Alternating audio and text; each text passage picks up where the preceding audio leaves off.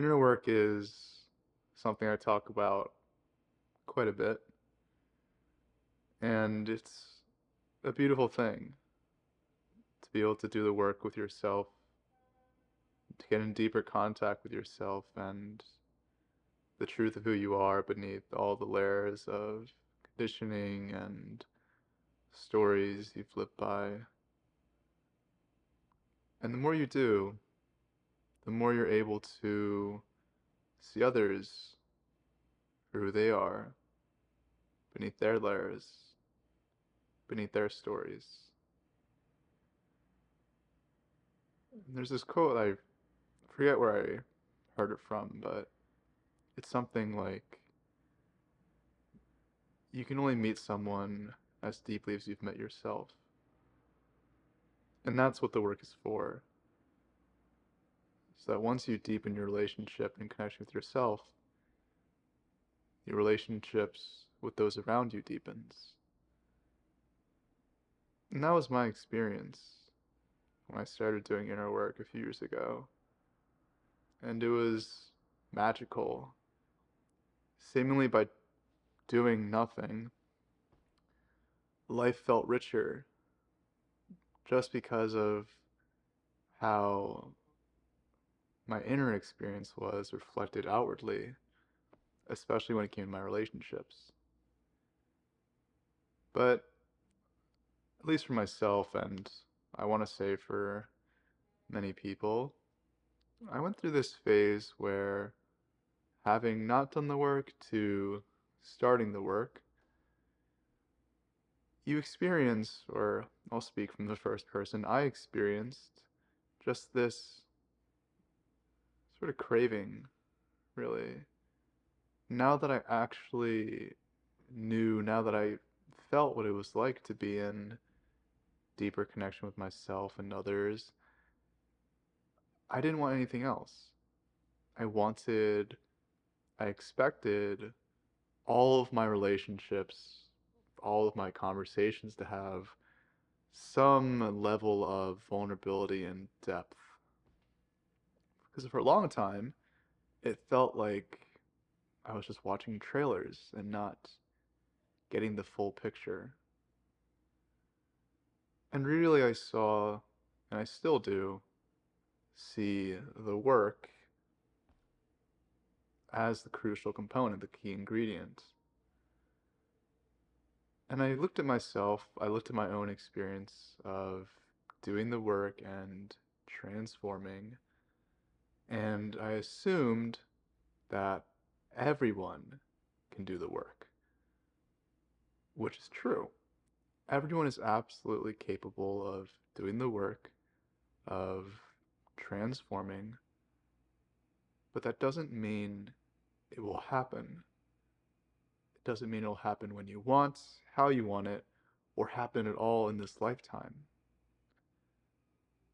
And that was a really tough pill to swallow. One that took me at least a couple of years to let go of. Because I really held people, especially my family, to this expectation, which was really just based on my experience and no one else's. That if I can do the work, you can do the work. And if we're going to be in a healthy relationship, if we're going to have a more meaningful connection, then both of us have to do the work. Which, in fairness, or rather, with all things being said, that is true. Both people must do the work. Both people must access deeper depths of themselves in order to meet each other there. That part is true. But when it came to these relationships, I really felt like I was owed almost this from them. That here I was doing all of the work to heal, to be able to see past my own layers and stories so that I wouldn't project them onto them anymore, and they weren't doing any of it. And that frustrated me a lot. I felt alone in it because it felt like I was the only one doing anything.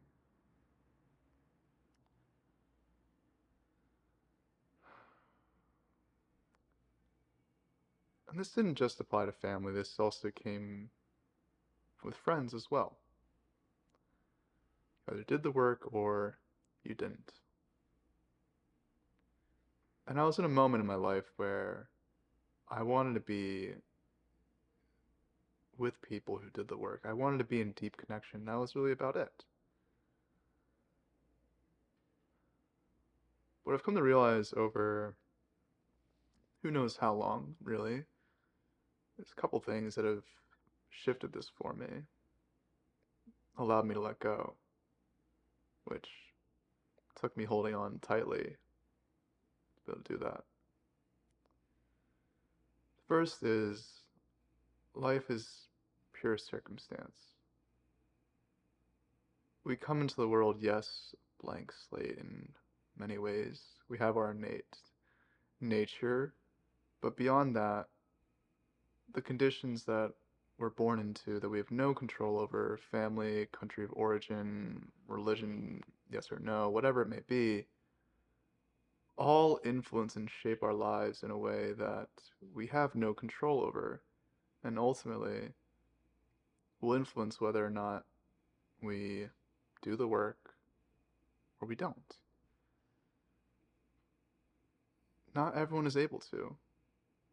Not everyone, not a single person is born into the same circumstances, alchemized with their innate nature. There's no there is no one life path. And the truth is, many people, their lives will go without ever having done the work or even considering it. They may come across it, they may hear of it, but they may not do it. And to expect them to is to try and shape reality to your liking, which really is a form of control, really is a function of the mind. And what I also realize is that here's this funny or ironic part, was that I was expecting them, family, friends, to be a certain way in order for me to be in connection, relationship with them. I was being conditional rather than unconditional. You'd think that to do the work of healing and whatnot, that you would realize that you were still putting up walls rather than allowing them to fall down. But I didn't. That's okay. It takes knowing, not knowing, swinging back and forth.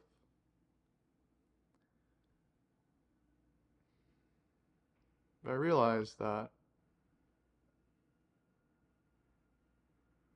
I was trying to change them. I was trying to fix them and to be the catalyst by setting ultimatums and trying to push the work onto them when they weren't ready, they weren't open to, and they may not be destined to in this lifetime. For none other than my own sense of security and control, my own not being able to, not being willing to be with them as they are, accept them as they are, really love them as they are.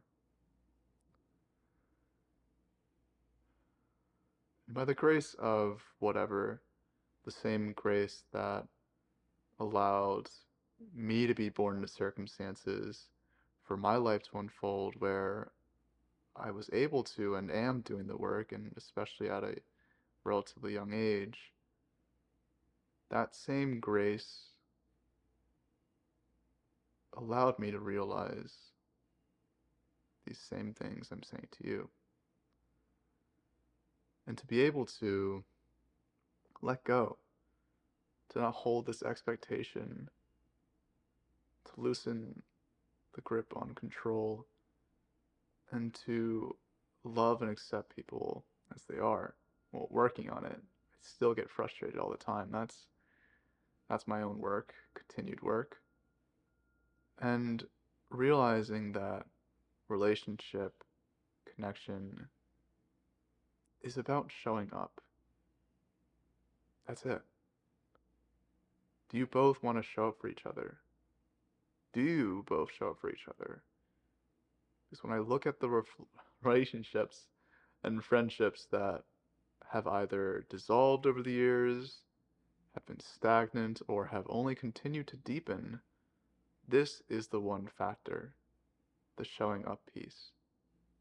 Everything else, not as important. Important, yes, but not as important as showing up. And I look at the friends I have now, and I have friends, of course, who maybe haven't done the work, aren't as deep as I'm at, not really able to meet me where I'm at, but that's not important to me. They've shown up for me even when I was in this place of expecting them to be a certain way. And that way, they really showed me what friendship is, what relationship is, what connection is, even with all of my high and mighty predilections and stories and whatnot.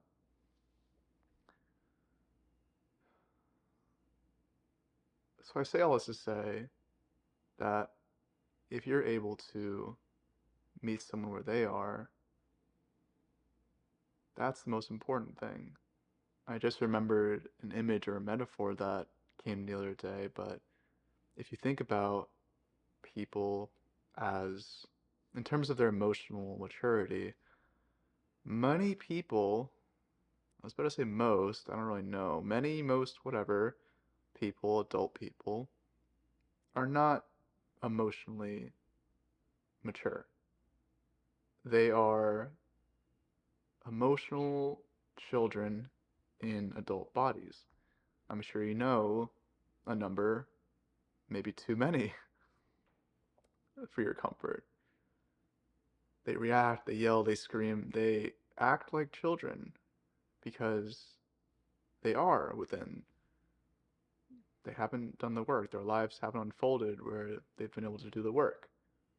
It's okay. But if you have, if grace has allowed you to do the work to mature into psychological adulthood, then meet them where they are. Visually, if you have, we're talking emotional stuff here, a toddler, the person who doesn't know the work, and you have yourself, and there's 100 feet between you. It's much easier for you as an adult with your long legs and your stride and your walking ability to walk, say, 80 feet and go beyond the midpoint of 50 feet or fairness than it is for a toddler, an emotionally immature person to walk 50. They might be able to go 20 or something. That feels as effortful as it is for you to walk 80. But if you hold on to this expectation of fairness, of things being 50-50 when it comes to relationships or doing the work, then you're just going to be standing here waiting for them, playing games, and yeah, not going to be in connection, safe to say.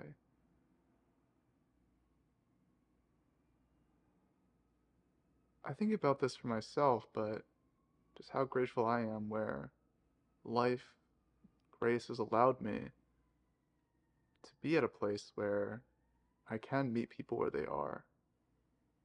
that's really a gift I hold dearly. That doesn't make it any different than those who have done the work. Do I appreciate the relationships, the connections I have with those who have and are able to meet me where I am? Yes, of course. But at that point, it's just like having another scoop of ice cream or the cherry on top when I've already had my fill of connection just by showing up, just as much as the other person shows up. So, all to say that if you're going through the chapter of doing the work, connecting with yourself and whatnot, and it's frustrating or it feels unfair at times, I encourage you to just sit with all that we've talked about here and see where you fall, I guess, with this. I'm not really sure how to end this, but I think you know where I'm getting at. So, that I appreciate you. I'm grateful for you, and until next time, I hope you have a lovely rest of your day.